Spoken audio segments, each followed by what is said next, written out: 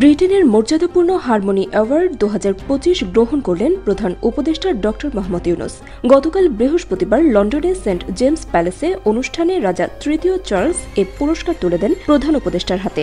বিশ্বব্যাপী শান্তি, স্থিতিশীলতা এবং পরিবেশ, প্রকৃতি ও মানুষের মধ্যে সমতা প্রতিষ্ঠার লক্ষ্যে আজীবন অবদানের স্বীকৃতি হিসেবে এ পুরস্কার দেওয়া হয়।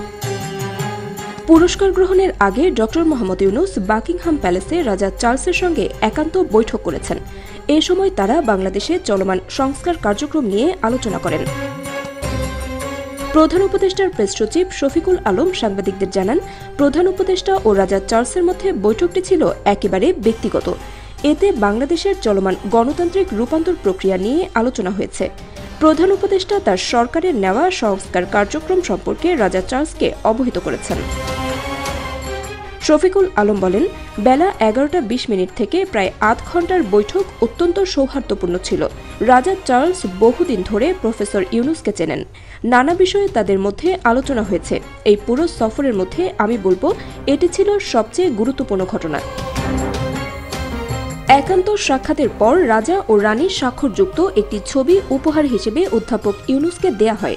এটি প্রধান উপদেষ্টার জন্য বড় সম্মানের বিষয় বলে জানান প্রেস সচিব।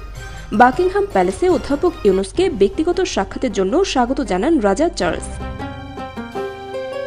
নিয়মিত কূটনৈতিক ও রাজনৈতিক সাক্ষাতের পাশাপাশি রাজা এমন ব্যক্তিদের সাক্ষাৎ দেন যারা নিজ নিজ ক্ষেত্রে অসাধারণ কৃতিত্ব অর্জন করেছেন।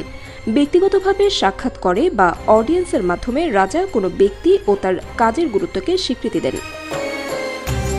বাংলাদেশে নিযুক্ত ব্রিটিশ হাইকমিশনার সারাহ কুক অধ্যাপক ইউনূসকে মর্যাদাপূর্ণ এই পুরস্কার পাওয়ার জন্য আগাম অভিনন্দন জানিয়েছিলেন। বর্তমানে লন্ডনে থাকা সারাহ কুক বলেছেন, তিনি প্রধান উপদেষ্টা ড মোহাম্মদ ইউনূসের যুক্তরাজ্য সফরে সন্তুষ্ট।